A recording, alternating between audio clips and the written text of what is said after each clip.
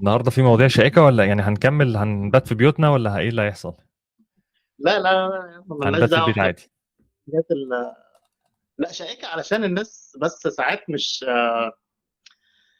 زي ما تقول كده ما بتتقبلش الافكار الجديده، اللي هو الدنيا اتغيرت، في حاجات كتيره بتتغير في حوالينا، والشكل العام مش زي زمان. ففي حد بيبقى لسه ايه، متمسك بالفكره القديمه او بطريقه الحل القديمه، ومش قادر يستوعب ان في حاجه جديده جت.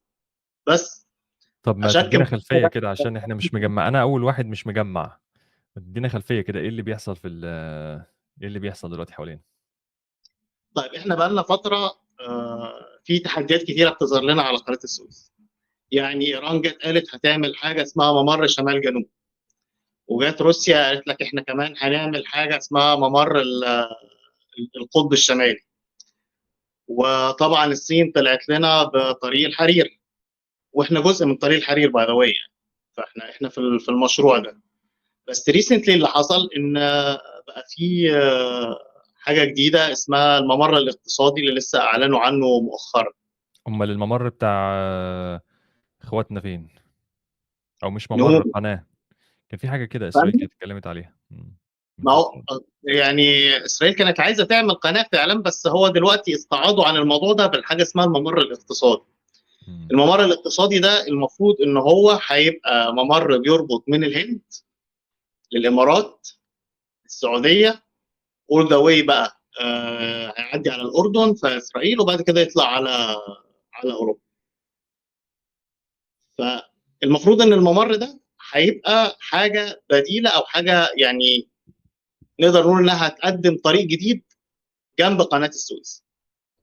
معظم المحللين والناس اللي قاعده بتتكلم بيقولوا لا، ده ما فيش اي قلق منها لقناه السويس، وده مش هيقدر يأذي الموضوع باي حاجه، ومش هيقلل مش هيقلل الانكم بتاع مصر من قناه السويس. واخر حد قال الكلام ده كان تقريبا رئيس مجلس اداره مواني دبي. ف جبت بقى كل الافكار، كل النقط اللي هم بيقولوا ازاي، يعني هو بالعقل كده باي لوجيك انت هتعمل ممر جنب الممر بتاعي. باي لوجيك اكيد طبعا هيقلل من الربحيه بتاعتي، انه هيبقى ممر بديل. فابتديت اشوف ايه هي النقط اللي هم بيطرحوها وبيقولوا فيها انها مفيش حاجه هتحصل ومفيش اي قلق منها. فاول نقطه بتتقال الممر ده هيبقى فيري اكسبنسيف، هيبقى غالي جدا جدا ان هو يتعمل. تاني نقطه بتتقال الممر ده لوجيكال او لوجيستيك وايز اولموست مستحيل، لان انت بتتكلم على مراكب او بضاعه تطلع من الهند بالبحر لحد الامارات، علشان تركب القطر من الامارات تعدي من الامارات للسعوديه للاردن لاسرائيل، عشان تركب مراكب تاني تروح لحد بقى ايه اليونان واوروبا. فده كده تاني نقطه. ثالث نقطه، المراكب الضخمه بتاعه الكونتينرز يمكن الحموله بتاعتها يجي 40 قطر. دي برضو نقطه فاليد. فدي كده عندك 3 نقط بيتكلموا فيهم. ورابع حاجه طبعا، واللي دايما كل الناس بتتكلم فيها، ان قناه السويس دي تقريبا اسرع ممر ملاحي موجود في العالم، ودي حقيقه برضه. فتعالى ناخد النقط دي واحده واحده. اول نقطه، ان الممر ده او المشروع ده كله هيبقى فيري فيري اكسبنسيف، مكلف جدا. طبعا اول اجابه ليه وانت مالك، يعني دي مش محتاجه كلام يعني. انا واحد ماليش دعوه بالمشروع، بقول المشروع بتاعك ده غالي، وانت مالك انه غالي. خلينا كده نفكر بالعقل. الهند خامس اقوى اقتصاد في العالم. الامارات واحده من اكبر 5 ادارات للموانئ في العالم.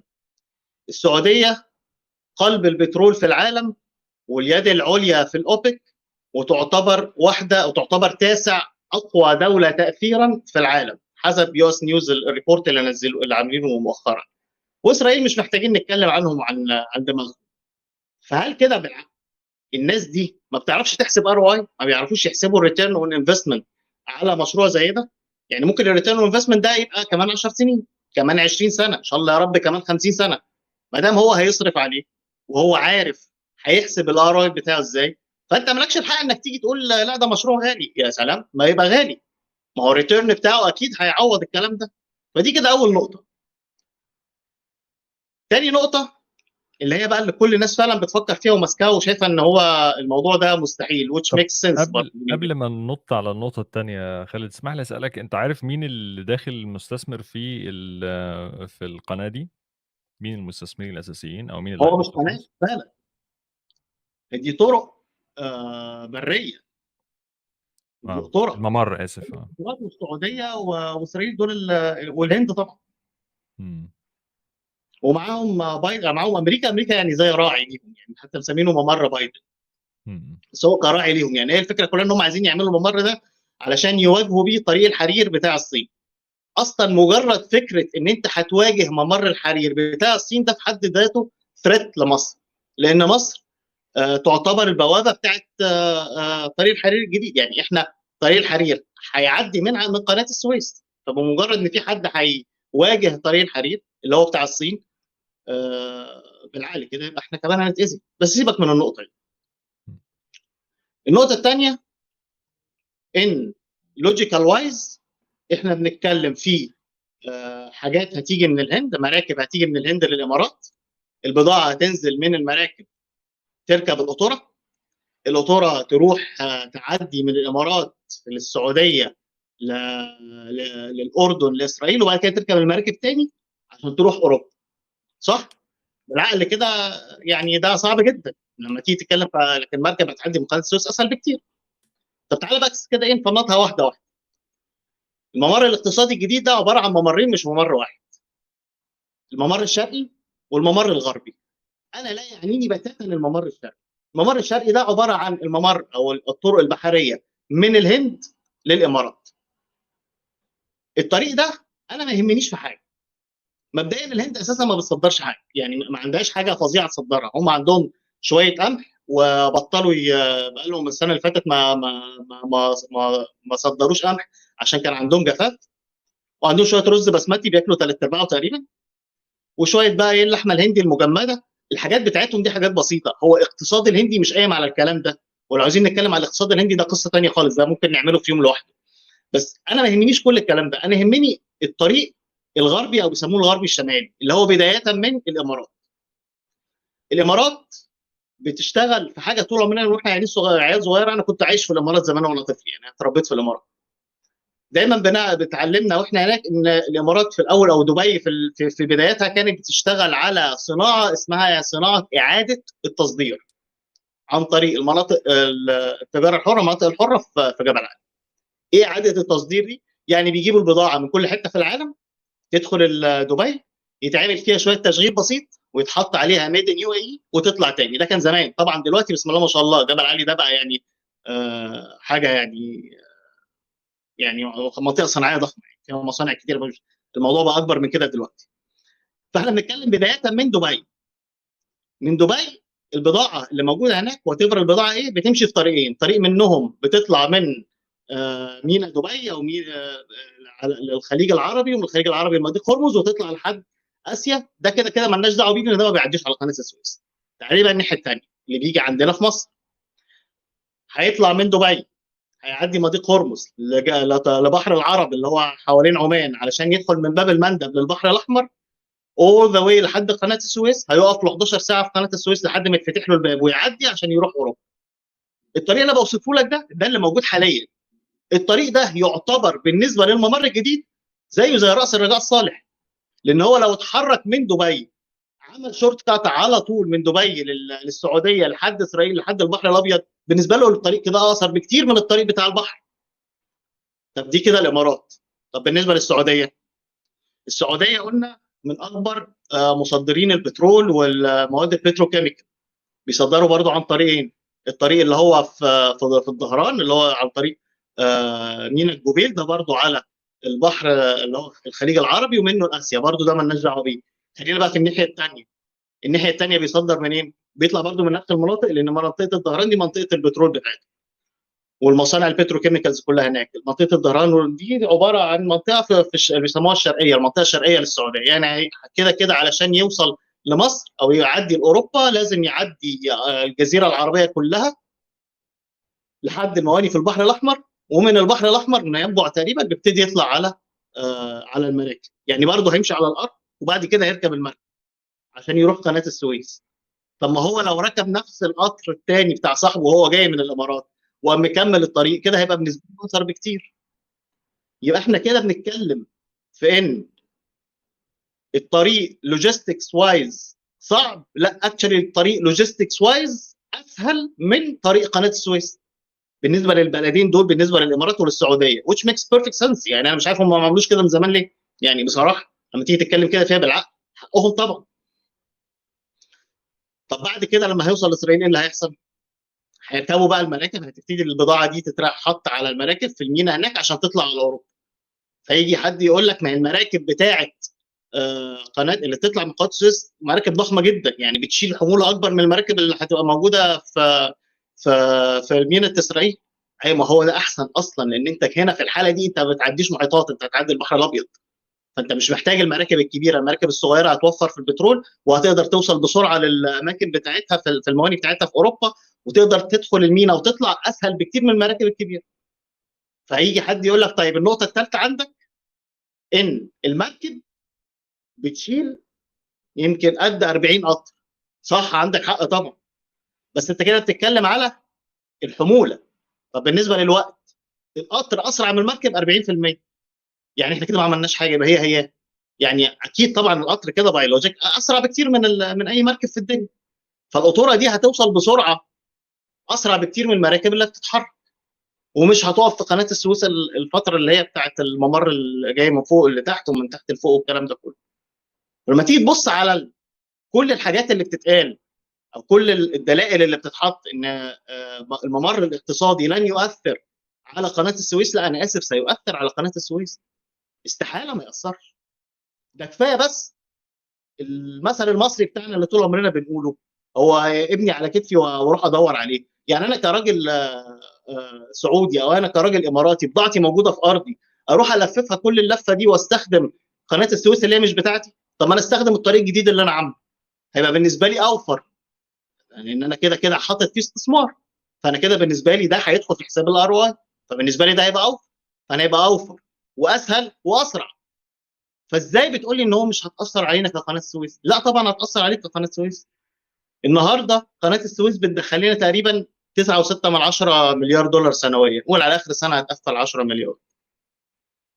بالشكل ده لا هيحصل اختلاف، بالشكل ده اكيد طبعا. يعني اول ما كمان 3 4 سنين لما الممر الاقتصادي ده يشتغل خلاص يبقى فول كاباسيتي، اكيد طبعا هتاثر عليك واكيد هتقلل. كفايه بس ان تنكرات البترول هتقل من عندك لانها تبقى ماشيه على القطوره اللي هناك. على الاقل هيبقى الطرق دي هي البدايه. اول ما تتملى يبقى لو في عندهم حاجه زياده مزنوقين فيها يبقى يبعتوها عن البحر، هتبقى انت الممر بدل ما كنت انت الممر الاساسي. فدي الفكره الاساسيه يعني. مش عارف، وأنت بتحكي الموضوع ده يا خالد، موضوع سد النهضة معلق في دماغي. بالظبط، الله يفتح عليك، انا مش عايز افتح الموضوع ده بس هي دي الفكره. يعني ده اللي لان احنا اتقال لنا زمان سد النهضه مش هياثر عليك، وسد النهضه احنا عملنا اتفاق معاهم، وقد يكون الاتفاق اتعمل فعلا مظبوط بس الناس ما التزمتش طبعا مع الفرق الكبير ما بين اخواتنا في الخليج والاثيوبيين. احنا مش بنقارن الادارات ببعضها، او بس انا بقارن الوضع بتاعي انا. اتقال لي قبل كده في المستقبل القريب ان السد ده مش هياثر عليا. النهارده انا بشوف فيديوهات لناس في السودان، النيل الازرق ناشف، يعني مفيش سمكه ينفع تعيش فيه، بقى خلاص يعني بقى سوامبس، بقى مستنقعات. في نفس الوقت الميه كلها محجوزه في اثيوبيا. طب انا ما عنديش الكلام ده في مصر ليه؟ انا عندي ميه ليه؟ انا عندي الحمد لله في السد العالي وفي بحيره ناصر، كل ده عندي مخزون، بس ده اسمه مخزون، يعني لازم يتعمل له ريبلانشمنت، يعني لازم اللي انا بستهلكه منه يجي غيره. فبالشكل ده مش هيجي غيره. يعني بالشكل ده مع الوقت هيبقى عندنا مشكله في الميه، which makes perfect sense لان الناس موقفه الميه عندك. طب الناس دي قالت لي مش هيبقى عندك مشكله، قالت لي ان مش هيبقى عندك مشكله واتفقنا وماضينا وعملوا حاجه ثانيه. وانا شايف النهارده ليل نهار يعني لسه من امبارح تقريبا اول امبارح كل صناع القرار في مصر بعد ما عملوا لقاء مع الناس في اثيوبيا طالعين بيقولوا لا ده اثيوبيا ريفوكينج وات اجريد، يعني ده اللي احنا اتفقنا عليه اثيوبيا بترجع فيه اصلا. احنا دلوقتي بقينا في موقف سيء. طب انا ما عملتش حاجه او ما عرفتش اعمل حاجه، وكان عندنا ظروف كتيره يعني في الوقت ده اللي هم بنوا فيه السد. النهارده انا عندي في ممر جديد بيتعمل، هعمل نفسي برضو مش واخد بالي؟ انا ما بقولش ان انت تقول له لا ما تعملش، ما مالكش اصلا انت تقول لاي حد يعمل اي حاجه. يعني اثيوبيا كان بيأثر عليك رسمي، لكن ده الراجل بيبني في ارضه، هو حر. بس انا ابتدي اخد بقى بريكوشنز، يعني انا ابتدي احط لنفسي بلانز. انا كمان 3 4 سنين احتمال كبير جدا قناه السويس يتاثر المدخول بتاعها، اللي هو اصلا يعتبر بينس بالنسبه للديون بتاعتنا. احنا الديون بتاعتنا معديه ال 160 مليار، فده بيدخل لي تقريبا 10 مليار. فتخيل بقى ان دول كمان قالوا الوضع هيبقى عامل ازاي. فما ينفعش نفضل نكرر نفس الكلام اللي بيتقال، ده مش هيأثر عليكم وده مش هيأثر عليكم. لا، طب تعالى نحسبها بالورقه والقلم، هيأثر عليا ولا لا؟ يعني لما نقعد نفند النقط زي ما قلناهم كده، لا هيأثر عليا. انا مش عارف ازاي في ناس كتير مش واخده بالها. يمكن انا عشان كنت عايش في الخليج فانا عارف المناطق، بس انت لو فتحت جوجل مابس وبصيت على الرسمه ما انت هتعرف الدنيا ماشيه ازاي. تصدق ف... انت وانت بتتكلم دلوقتي انا فتحت جوجل مابس فعلا. وعايزك برضو تورينا فين الممر الجديد او خط سيره عامل ازاي. انت خليني كده. هتلاقي في فيديو معمول اصلا، جايبين الممر كله عاملينه زي يعني اكتب الممر الاقتصادي واعمل عليه سيرش على جوجل باي فيديو، هيطلع لك فيه ناس كتيره فاتحه يعني في تقريبا كان البي بي سي كانت عاملاه، او مش عارف في حد كان عامله.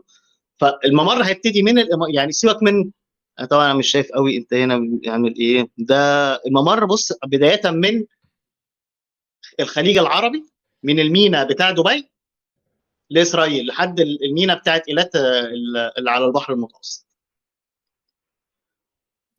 فده كده الممر اللي هيبقى عباره عن شورت كات، خط واحد.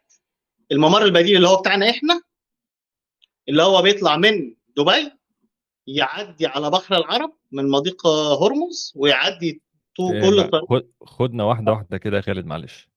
تمام. شايف الامارات اهي. ايوه.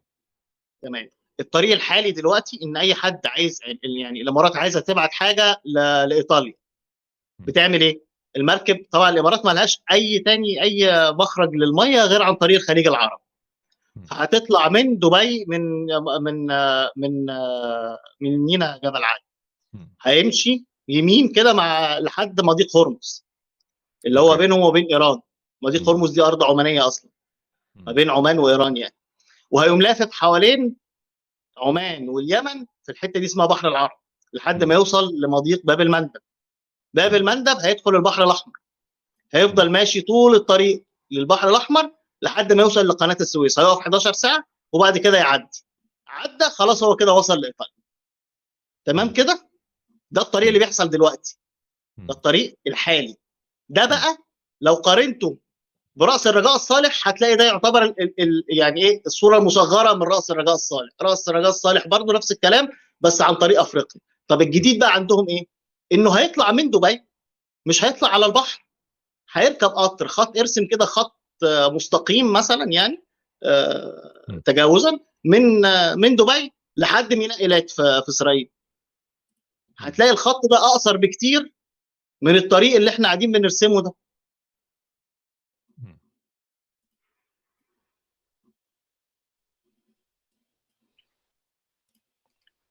فده معناه ان هو الطريق هيبقى اقصر، والقطر اصلا كده كده اسرع من المركب. فان بوث كيسز لوجيستكس وايز لا سريع جدا طبعا. م. ده سريع واقصر، مع بقى خطوط الطاقه اللي هم هيعملوها مع الهيدروجين الاخضر، مع كل القصص الثانيه والتيلي كوميونيكيشن والحاجات اللي بتتعمل دي. ده هيبقى مشروع جبار. فكون ان حد يقول لي ده مش هياثر عليا، امال مين اللي هياثر عليا؟ يعني انا معاك ان شمال جنوب بتاع ايران ممكن ما ياثرش عليا، اصلا شمال جنوب ده مشروع فاشل. والمشروع م. الثاني بتاع روسيا اللي هو اللي عايزين يعملوه في القطب الشمالي، يدينا وديك طول العمر لما القطب الشمالي يبقى يسيح، ده ما انساه برضه. طريق الحرير بتاع الصين بروميسنج بس عليه هجوم كبير، وامريكا بتحاول تدوس معاهم فرامل وتضايقهم فيه، وده احد المشاريع بتاعته. مع ان طريق الحرير لو اتعمل احنا كسبانين، لان احنا طريق الحرير بيعدي في قناه السويس. لكن ده لا، ده مختلف. ده دايركتلي بيأثر على قناه السويس طبعا. من الطريق اللي احنا شايفينه هو دلوقتي على جوجل مابس اسرع واقصر، فطبعا هيأثر عليه. هنقعد احنا بقى 4 سنين لحد ما الطريق يتعمل، وبعد ما يبتدي نشتغل نقول احنا الايرادات ابتدت تقل، ونبتدي بقى نتكلم بقى مع السعوديه، يا جماعه قللوا شويه عندكم القطوره، طب هنعمل لكم ديسكاونت عشان تعدوا من عندنا بقى، والكلام ده زي ما بنعمل دلوقتي مع اثيوبيا. يبقى حرام. ناخد قرار، ناخد بالنا من دلوقتي. اخوتنا في السعوديه او في الامارات عندهم كامل الحق ان هم يعملوا طريق، حقهم. انا برضو بقى حقي ان انا اشوف مصلحتي، لازم اشوف لي حل، لازم ابتدي من دلوقتي احط بريكوشنز. يعني انا بعمل دلوقتي طبعا خدمات كتيره حوالين قناه السويس، متاخره قوي طبعا. يعني انت متخيل ان زمان، يعني قبل السنه دي، يعني السنه اللي فاتت مثلا، اي قناه كانت بتعدي من قناه السويس، اي مركب بتعدي من قناه السويس ما كانتش بتعرف تحط بنزين، ما فيش بنزين هناك، ما فيش شيل اوت هناك.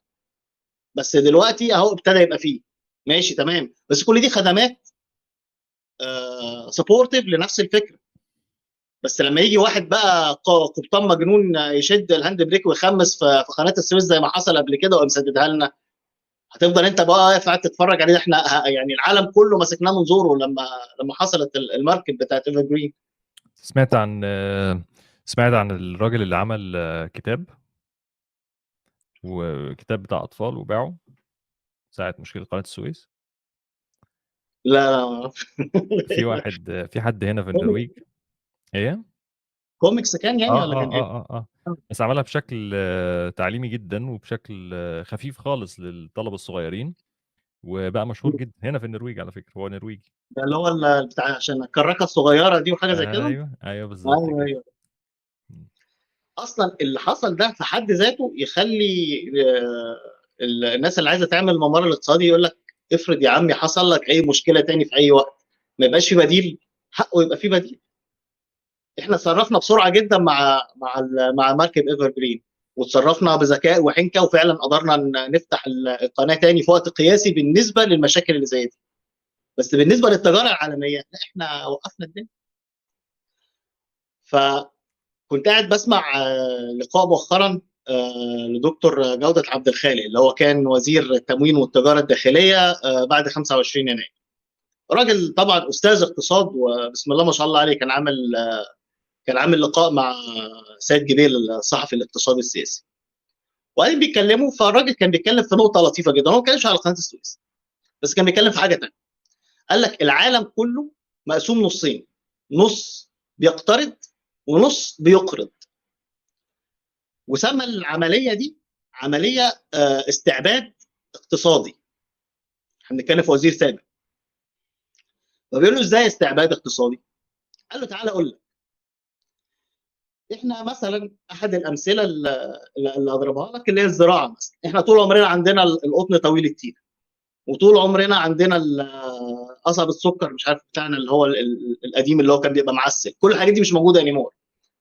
وبنيجي نسال طبعا كان عندنا مكفين نفسنا من القمح في وقت من الاوقات، دلوقتي مفيش عندنا قمح تقريبا، ما يكفيش، وقاعدين دلوقتي بنجري علشان نزرع.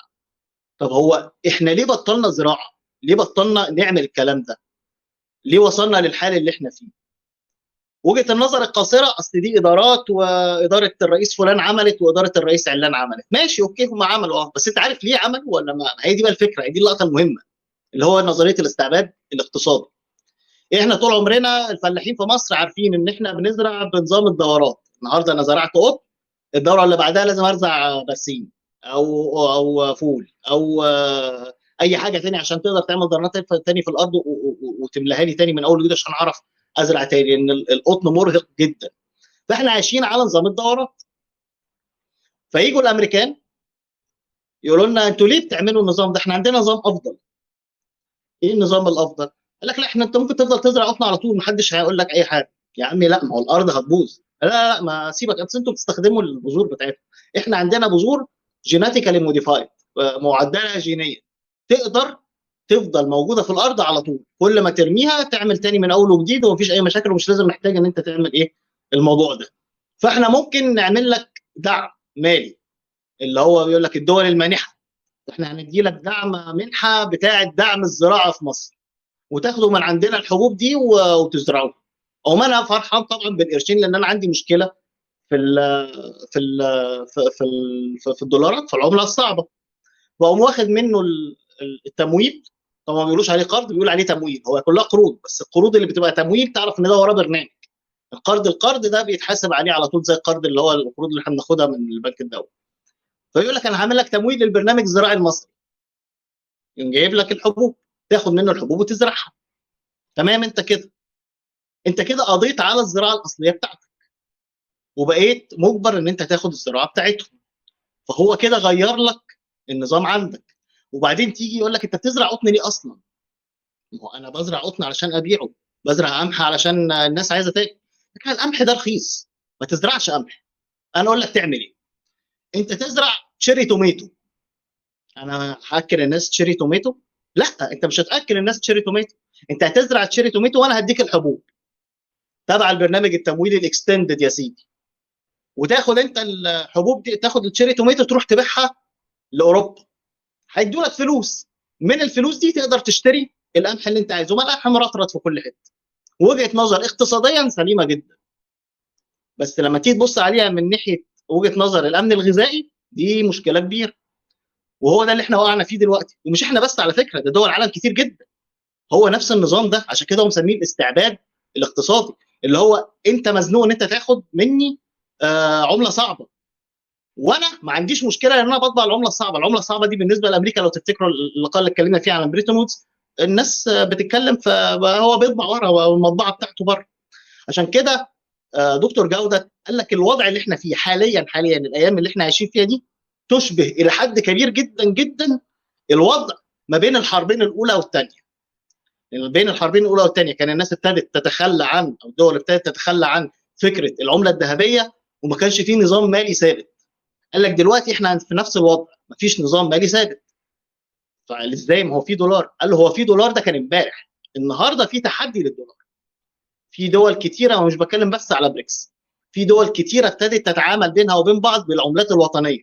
ده في حد ذاته تحدي يسافر لقوه الدولار وقوه اليورو، اللي هي كلها طبعا عملات مع بعضها. طب انا بحكي الحكايه دي ليه وايه علاقتها بقناه السويس؟ احنا ودنا 4 5 سنين لو المشروع ده اتعمل فعلا هيحصل عندنا نقص في الايرادات بتاعت قناه السويس. كان زمان بعد 25 يناير ناس كتيره طلعت ونادت بان احنا نحول قناه السويس بالجنيه المصري. في الوقت ده الاقتراح ده كان مستحيل، لان انت ما كانش ينفع تعمل حاجه زي كده. مش هقول لك ماليا، لكن الموضوع اصلا هتلاقي فيه امريكا مش هتوافق على حاجه زي كده، والدول الكبيره عمرها ما كانت هتوافق على حاجه زي كده. لكن النهارده انا بيتم الضغط عليا عن طريق نفس النظام اللي كان بيتكلم عليه دكتور جوده، عن طريق الاربع منظمات بتوعهم، اللي هو البنك الدولي والصندوق الدولي وبنك التعاون التجاري الدولي، اللي هو اللي كان اتفاقيه الجات وتحولت بعد كده بقت برنامج التعاون الدولي، واليو اس اي.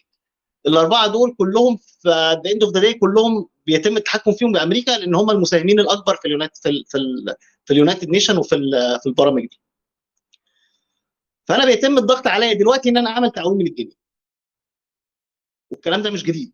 طول عمرهم بيضغطوا عليها من ايام مبارك الله يرحمه، هم كانوا بيضغطوا عليه، والفيديوهات بتاعته طبعا موجوده في كل حته لما كان بيقول احنا دوخنا البنك الدولي.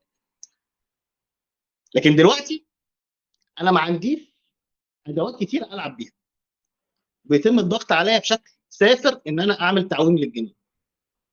اقتصاديا كده بالعقل كده، لو انا عومت الجنيه انا كده هيبقى تمام، الدنيا هتبقى زي الفل، مش هيبقى عندي سوق موازي، وهقدر ادخل خلاص كل الدولارات اللي موجوده في السوق الموازي دي تقدر تخش البنوك وتطلع منها، وهينتهي السوق الموازي ان هو مش هيبقى له اي معنى لو انا عملت تعويم كامل، والناس تقدر تجيب كل الحاجات اللي احنا عايزين نجيبها من بره. مفيش اي حاجه، اللي هي الحاجات الموجوده في المينا واقفه وما حدش بيعرف يدخلها بسبب عدم وجود الدولار. ده دلوقتي لو عملت كده. بس ايه النتيجه بقى بتاعت الكلام ده؟ قيمه الجنيه هتتحسب بيها الارض، ومجرد ما ده يحصل الاسعار كلها هتطير في الهواء. انا الاسعار عندي هتعلى، قيمه الجنيه هتقل، وال 10 مليار اللي بيجوا لك من قناه السويس دي كلها 3 4 سنين ويبقوا 5 6، يبقى انا كده بقى مش تحدي واحد، ده انا عندي 70 تحدي. طيب ايه بقى فكره ان انا اقدر اواجه الموضوع ده؟ زي مبدئيا انت تواجهه مش هتعرف تواجهه، ولكن في عندك يعني ايه متنفس كده على جنب. انا النهارده رفلي كده سبيكينج، لو ان انا قلت انا هعمل قناه السويس بتاعتي بالجنيه المصري، مبدئيا قناه السويس لا بالجنيه ولا بالدولار ولا باليورو ولا باي حاجه، قناه السويس دي عمله خاصه بيها تقريبا اسمها اس دي ار، اللي اسمها عمله السحب. العمله السحب دي عمله يعني ليها كده حسبه على سله عملات ثانيه اللي هي دولار ويورو وين ياباني، وفي قصه كده يعني. المهم يعني ايه، لو حصل اي فلوتيشن في اي عمله من العملات، الانكم بتاعي انا كقناه سويس ما بيتحركش، انا كده كده ثابت ما بيتهزش. لو الدولار وقع بكره اتحرق انا تمام، انا كده كده هيتم المعادله بتاعته بالعمله بتاعتي. بس انا كده لو عومت قيمه الجنيه هتقع في الارض. فلو ان انا خليت العمله بتاعت قناه السويس دي مربوطه بالجنيه، يعني معنى ذلك انا خلقت طلب على الجنيه المصري. لما يبقى في طلب على الجنيه وانا اجي اعوم، هيقع قيمته هتقل كده كده، ان احنا بنتكلم برضه في قد ايه كلهم 10 مليار، بس ستيل مش هتبقى نفس الوقعه اللي هتقعها لما تعوم واصلا ما فيش اي نوع من انواع الطلب على الجنيه بتاعك. فيبتدي الدول او تبتدي الشركات الشحن تطلب انها تشتري جنيه عن طريق بقى الفوركس او عن طريق اسواق تبادل العملات، يشتري الجنيه وبالدولار، فانت كده كده الدولار هيدخل لك برضه، ناقص طبعا منه العموله بتاعت سوق العملات. يبقى كده شركه الشحن اكس هتشتري بالدولار بتاعها او بالين او باي وات ايفر العمله اللي معاها، تشتري جنيهات من البنوك بتاعتنا طبعا. يعني لازم في الوقت ده نكون موقفين طباعه الجنيهات بقى عشان الدنيا ما تبقاش ايه بزراميط يعني. بس فهو هيشتري منك الجنيهات وهيدفع لك دولار اللي هيخش البنك تاني، مش هيخش الحكومه، لكن هيخش، هو مش هيخش البنك المركزي يعني، لكن هيخش البنوك بتاعتنا اللي هي في الاخر التجار بياخدوا منهم دولار وبيروحوا يشتروا بيه حاجات من بره. يبقى انا كده وفرت دولار وفي نفس الوقت عليت قيمه الجنيه. طب ما نعمل كده، ايه المشكله يعني؟ ايه الصعوبه في كده؟ الصعوبه في كده ان الجنيه غير معترف بيه كعمله دوليه في الفوركس او في سوق تبادل العملات، وهي دي بقى اللقطه الكبيره في الموضوع كله. يبقى انا النهارده بدل ما انا قاعد بفاوض الصندوق او بفاوض البنك او بفاوض اللي بفاوضه ان انا هعمل تخارج للدوله للمشاريع دي، وهعمل هبيع شركتين ثلاثه، لا خليهم اربعه، لا طب هنعمل تعويم جزئي، لا انا عايزه تعويم كلي. طب ما انا سيبك بقى من الكلام ده كله. ماشي يا عم، انت عايزني اعمل ايه؟ عايزني اعوم واعمل لك اللي انت هعوم بكره، بس دخل لي الجنيه بتاعي يبقى عمله دوليه. بمجرد ما انا اخلي الجنيه بتاعي عمله دوليه، انا كده قدرت اخلق طلب على الجنيه، فالناس هتشتريه فقيمته تعلى شويه، فلما قيمته تعلى شويه قيمه الديون بتاعتي تقل، كرقم هيفضل ثابت، بس عدد الجنيهات اللي بتشتري الدولارات هيختلف، فقيمه الدولار قيمه الديون بتاعتي اللي بالدولار تقل شويه. وفي نفس الوقت يبقى انا عندي في طلب على العمله بتاعتي، فيبقى هي نفسها ليها قيمه تقدر تشد نفسها في السوق. طب ما طب هنا افرض ان هم في ما في وافقوش بقى في الكلام ده، تريك هنا برضو يا خالد. قول لي. يعني احنا دلوقتي لو جينا فكرنا ان احنا ندخل الايراد بالجنيه، مم. طيب ما ده هيخلي برضو الناس اللي بره هتبقى عايزة تجري عشان تشتري الجنيه، مم. فانت ممكن السوق السوداء هنا يعمل لك مشكلة. ما هو ده اللي انا بقول لحضرتك عليه، البيع والشراء للجنيه في الشركات دي، انت في الاخر انت هتقول له انا عندي حساب قناه السويس اهو، انا عايزك تحول لي تحويل بنكي للحساب بتاعي. فانت كده يعني مفيش حد هيمسك جنيه ولا دولار في ايده في الموضوع، فمفيش. ما هو البنك برضه ساعتها زي ما انت مثلا عندك هنا في مصر يقول لك مفيش سيولة في الدولار، البنك التاني يقول لك مفيش سيولة للجنيه، فالناس هو هتروح كده كده ما تلجأ عندوش للسوق سيوله، السوداء. هو اصلا ما فيش سيوله للجنيه، هو مش هيعرف يشتري. هو لو راح اشترى جنيهات من مصر مش هيعرف يحطها لي في البنك من حسابه هو، لان بالظبط. تاني عملتك مش عمله دوليه، فما فيش صحيح. اصلا حساب تعامل للجنيه دوليا. يعني انا ما ينفعش احول لك جنيه، انا هحول لك دولار، هحول لك يورو، هحول لك ين ياباني، هحول لك فرنك سويسري، هحول لك جنيه استرليني بس، او يوان، بس ما اعرفش احول لك جنيه.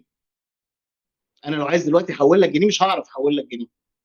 ليه مش هعرف احول لك جنيه؟ لان مفيش عمليه ترانزاكشن بتحصل للجنيه المصري دوليا، لان هو غير معترف بيه في كجنيه مصري، غير معترف بيه في سوق تعاملات سوق تعاملات العملات، المصرفية. تعامل العملات او سوق بيع وشراء العملات. مم. فهي دي الفكره كلها، انا عايز ادخل الجنيه في السوق ده، علشان اعمل كده لازم الصندوق يوافق، وعشان الصندوق يوافق من الاخر كده لازم ياخد 85% من اصوات الناس اللي موجوده في الصندوق. ولو لميت كل الدول اللي في العالم ووافقت من غير امريكا مش هتقدر تلم ال 85%. فبيزيكلي انت محتاج امريكا توافق. طب وده لو امريكا متهيألي اللي عملته روسيا مثلا. روسيا لعبت لعبه ثانيه اصلا، قفلت السويفت كود اصلا كله، قالت لهم يلا امشوا من هنا. مش عارفين، وفرضت قفلوا علينا التعامل السويفت ده، ما فاكر الناس سويفت خلاص، بالروبل. بس هو كده كده الروبل معترف بيه. مم. يعني هو كروبل كعمله يقدروا يدفعوا بيها، مم. لانها روسيا من الناس اللي كسبت الحرب العالميه الثانيه، فالروبل كده وعندهم فيتو في اليو ان، فهو كده كده هو موجود. هو مشكلتهم كان حاجه ثانيه، لان هم قفلوا السويفت ترانسفير، فما بقاش البنوك عارفه تدفع لهم فلوسهم.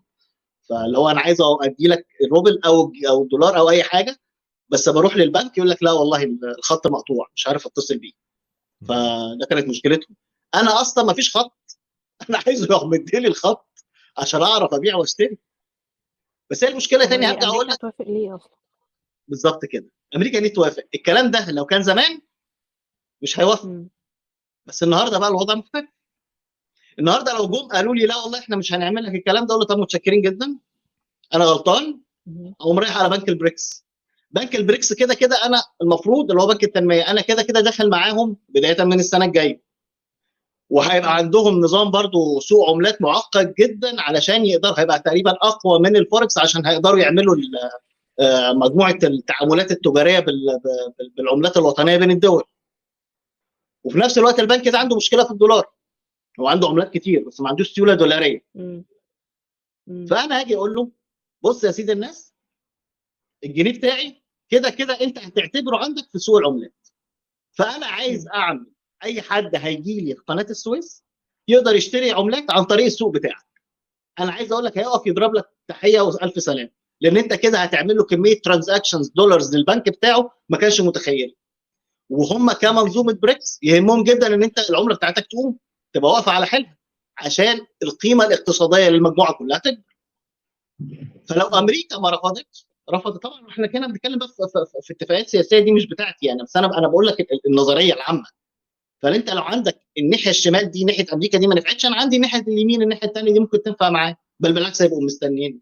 زمان ما كانش ينفع، يعني بعد 25 يناير ناس كتير قالت نعمل كده وبتاع، ما حدش كان يسمعنا، لان هو مش من مصلحته. هو كسبان طول ما انت قاعد شغال بالدولار، هو كسبان. اي عمليه تجاريه بتحصل بالدولار في اي حته في العالم امريكا كسبانه، وهي حاطه رجل على رجل. عشان كده اقول لك دكتور جودت كان بيتكلم على الاستعباد الاقتصادي. قال لك ده راجل قاعد اصلا حاطط رجل على رجل ومشغل مطبعه، واي اتنين، واحد قاعد بيزرع والتاني قاعد بيصنع، ده اللي بيصنع يبيع صناعته عشان يشتري الاكل من الراجل اللي قاعد بيبيع، هو في الاخر هو اللي يكسب، هو قاعد هناك ما بيعملش اي حاجه. فالنهارده بما ان في قوه جديده ظاهره قدام قدام النظام المالي الحالي، والله يا جماعه الخير انتوا عايزين نعوم، انا اعوم لكم بكره، بكره الصبح اخليها تمام، بس ابتدي دخلوا لي في الفوركس عشان انا هخلي قناه السويس بالجنيه المصري. ما وافقتش انا برضو اخليها بالجنيه المصري، بس اخليها عن طريق الناحيه الثانيه، وتبقى انتوا الخسرانين. يبقى ان بوث كيسز انتوا الخسرانين، فيبقى احسن لكم ان انتوا تعملوه عن طريقكم. دي برضو تاني دي هتبقى اتفاقات سياسيه اكتر منها اقتصاديه، فدي مش بس هي الفكره انها موجوده، الفكره نفسها الفكره دي ما كانش ينفع تتعمل قبل كده، لكن دلوقتي انت عندك بديل. عشان كده في الاول خالص قلت لك هو الموضوع هيبقى حساس شويه، ان احنا بنتحدى الافكار القديمه عشان في وضع جديد موجود في العالم دلوقتي. طب انا بقى ما عملت لو عملت كده انا هستفاد ايه؟ هوقف يعني الممر الاقتصادي؟ مش هتوقف حاجه، بس انت كده كده اصلا ودن كام سنه الدنيا عندك هتنام لو المشروع ده كمل. مم. طب ما انا استفاد في الكام سنه دول ان انا كده كده الدولار يدخل لي، وفي نفس الوقت مش بس الدولار داخل لي، لا كمان قيمه الجنيه بتاعي عليت. فلما الجنيه يعلى شويه مع التعويم اللي انت عايز تعمله عشان تدخل دولارات اكتر وتفك الازمه اللي موجوده عندك، الهبده بتاعتك بتاعت السوق ما تبقاش كبيره، الناس مش مستحمله اصلا خلاص. الاسعار بقت وصلت مرحله يعني الاسعار عاليه، وفي نفس الوقت الانكم بتاع الناس ما بيعلاش بنفس المستوى، لان انت مش قادر تجيب له انكم اعلى.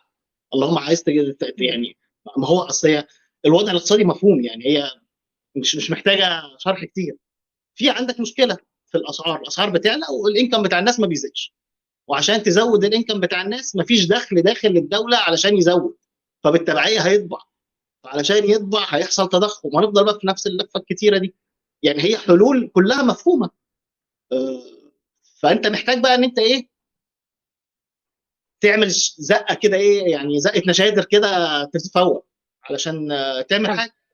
بس طب عندي سؤال، هل ده الحاجة الوحيدة اللي احنا هنقدر نعملها عشان نواجه الموقف ده يعني، ولا في حلول تانية، ولا احنا ما قدامناش غير ده؟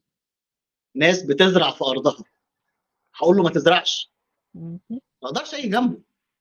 يعني لا طبعا. واحد هيعمل خط لنقل البضاعه بتاعته للسوق بتاعه في ارضه، انا ماليش ان انا اقول له اي حاجه. هو في نهايه المطاف هو كده كده حقه. فانا اللي انا اقدر اعمله مم.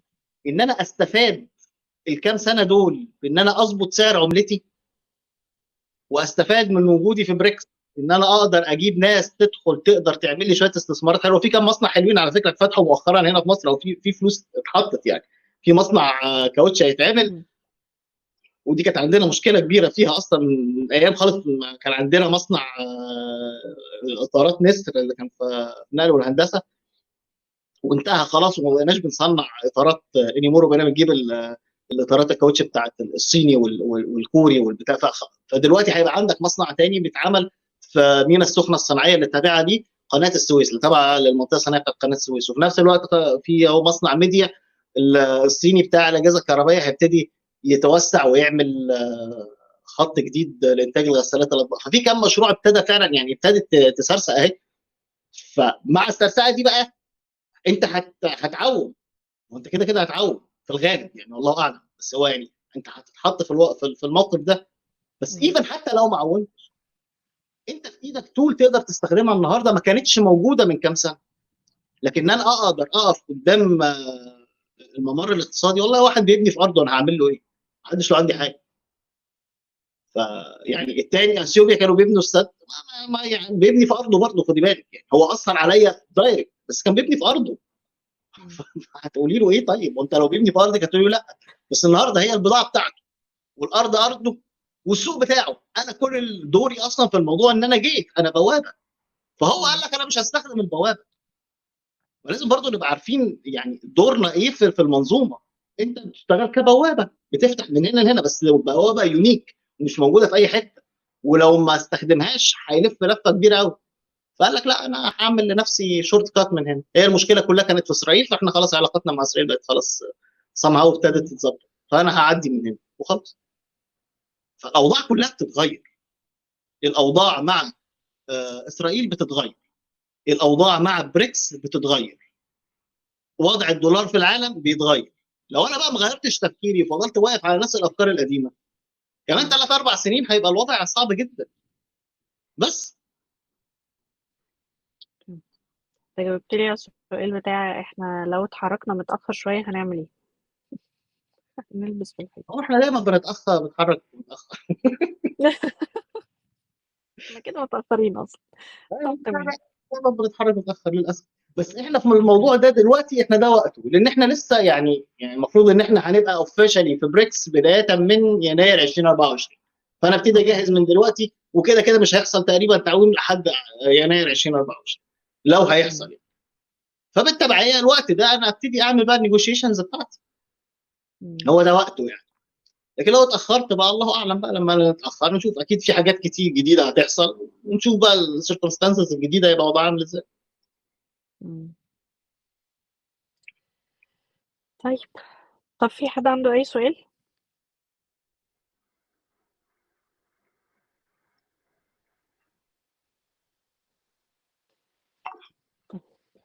أنا ميرسي بقى جدا كمواطن مصري وشكرا النهارده وخريطه الموضوع أنا أنا كمواطن مصري أعمل إيه دلوقتي؟ احنا ندعي بقى، رمضان دخل علينا كلها كام شهر كده، ندعي بقى مش هنعمل ايه. طب تمام، تمام جدا.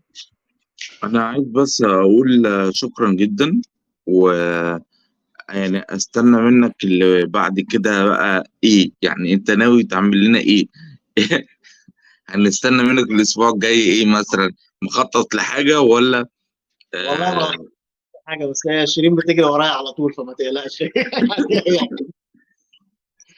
يعني دايما بتفرق معانا وبتضيف لنا طرق تفكير مختلفة، وبتبسط علينا المعلومات، وده اللي احنا طالبينه ومحتاجينه في الفترة الأخيرة، لأن في ناس بتطلع على التلفزيون بتكبر الموضوع وتصعبه، مش بتسهله خالص. فربنا يخليك، يعني ده حاجة جميلة جدا، رسالة مهمة جدا، واستمر عليها. بس ده اللي عايز أقوله النهاردة. شكرا ليك. ربنا يخليك يا رب يبارك فيك يا حبيبي. شُفت ليه أنا باجري وراك على طول؟ عشان ايوه تجيب ايوه، لنا من الآخر. عشان وبعدين اسمع كمان النهارده. عايزة أقول إن محمد هيكون معانا أصلًا إن شاء الله قريب جدًا. دي احلى مفاجاه بقى. شُفت بقى؟ انتظروني دي قريب احلى آه مفاجاه. والله. بالأسرار. شكرا جدا يا شيرين. شكرًا ليك والله يا محمد. thank you. طيب نور عايز تقول حاجة قبل ما نقفل؟ أنا عارفة إن الجرعة كانت تقيلة النهارده، بس إحنا هنستنى more. أنا خايف أفتح الكاميرا دلوقتي. يعني أنا عايز أروّح أبات في البيت النهارده. كان عندكم سيشن كتير النهارده. النهارده في فعلًا يوم مليان لايفات على فيدني في كذا حاجة. بس طبعًا ما قدرتش إن أنا يعني أفوّت القعدة دي عشان برضه إيه، الواحد حاسس إن هو محتاج يفهم في إيه بالضبط اللي بيحصل، لإن ما بقيتش أتابع الأخبار برضه، ما بقيتش عارف إيه اللي بيدور في البلد بالضبط، وبعدين الدنيا دلوقتي مشغولة بالانتخابات أو ابتدى الكلام على الانتخابات، فهتلاقي الناس برضه دماغها راحت في حتّة تانية خالص. صحيح. فكويس إن إحنا بنبقى updated كده على طول معاك يا خالد. وعايز أقفش في محمد الشيخ. سمعت إنك جاي فين؟ طب مش جاي تقول لنا عندنا كده، فيدني. مش تقول لنا طيب أي حاجة؟ هافاجئكم. جميل جدا. والله بص، احنا محضر مواضيع كتيرة جدا، وهي فرصة سعيدة ان انا اشارك المواضيع دي معاكم، سواء في شكل كورسز تفيد العقلية وتنفعنا في الفترة الجاية، لان انا شايف هي دي اللي احنا محتاجينه. فانا كنت محضر كذا كورس اصلا له علاقة بطرق التفكير، ازاي نتعامل مع الحياة في الفترة الجاية. إحنا فاحنا هنحتاج الحاجات دي هنتكلم على فكرة. عنها على مستوى الكورسز وعلى مستوى بقى اللايف كل اسبوع، بحيث يبقى في افاده للحضور ان شاء الله. يعني ده خطوه مبدئيه كده، ده اللي انا مخطط ليه معاكم يعني. وارد جدا طبعا يبقى في حاجات تانية مستقبليه، ولكن اللي انا مدركه ومستشعره في الفتره الاخيره مع الناس كلها، ان في ناس ممكن تقع منها علشان متبنيه طرق تفكير قديمه، فما بقتش تنفع. لا، محتاجين طرق تفكير متجدده. طرق التفكير دي مش اللي هي بنقول عليها التفكير النقدي والتفكير التحليلي والتفكير الموضوعي والتفكير الابتكاري.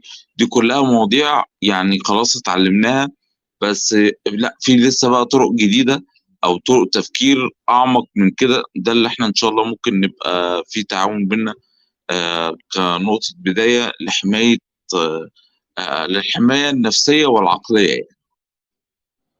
إن شاء الله، إن شاء الله. أنا هابقى أول واحد محتاج المواضيع دي. كلنا يعني يا نور. يعني إن شاء الله تبقى مفيدة بإذن الله يعني. إن شاء الله، إن إن شاء شاء الله. الله. لأ أنا سعيد جدا متفائلة، بالتجربة وبعدين دي. thank you يا محمد. إحنا بعد كده هنخلّي أستاذ خالد ييجي يقول لنا كل الأخبار الupdated كده، وبعدين وبعدين نكتئب على طول شوية، وراها وبعدين محمد. محمد على طول. بالضبط. هنعمل إيه، هنتصرّف إزاي؟ إن شاء الله اللي جاي أحسن كتير.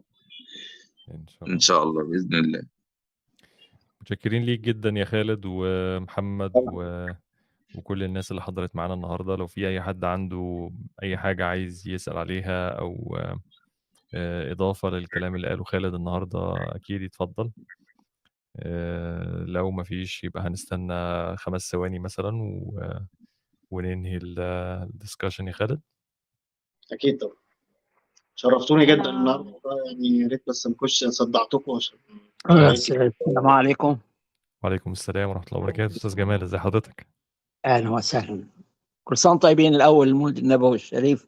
وحضرتك بالصحة وحضرتك والسلامة. بخير. استاذ خالد، أستاذ خالد، أنا سمعت كان في ندوة كنت كتبت لك أنا في اللينكد إن موضوع قصة الممر الاقتصادي. كانوا عملوه ناس إخوة في العراق، وكانوا جايبين ناس من السعودية ومن قطر، وكانوا بيتكلموا في الموضوع ده. وكانوا قالوا من ضمن الحاجة، يعني كان للأسف ما كانش في حد ضيف من مصر يتكلم. فدلوقتي أنا سمعت إن في طريق بتاع جسر الملك سلمان بين مصر والسعودية، فده ممكن يفيد. يعني دي كانت خطه من زمان، من ايام مبارك الله يرحمه، كانوا عايزين يعملوا الموضوع ده وكانوا وقفوا لنا في امريكا. بس ده جسر هيبقى الملك سلمان ده دلوقتي ما بين السيسي وما بين محمد بن سلمان. انا فاهم فاهم. هو ده يعني هيسهل حركه الافراد وحركه البضائع بشكل يعني ايه تبادلي بين البلدين.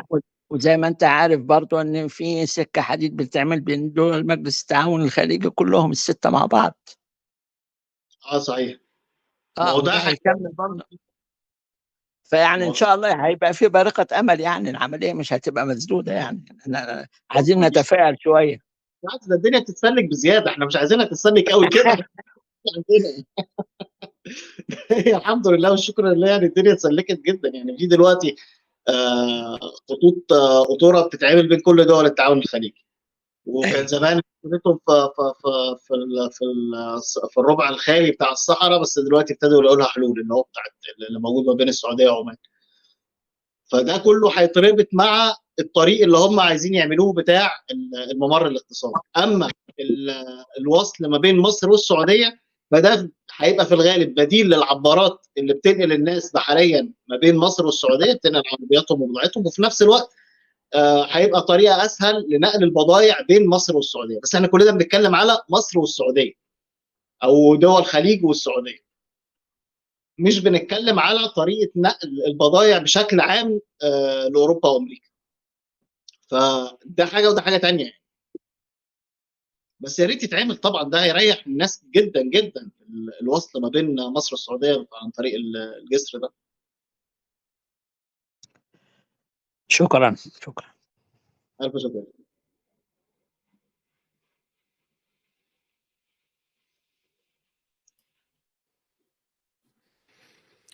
طيب جميل جدًا، متشكرين جدًا، جدًا يا خالد لوجودك معانا كالعادة النهارده.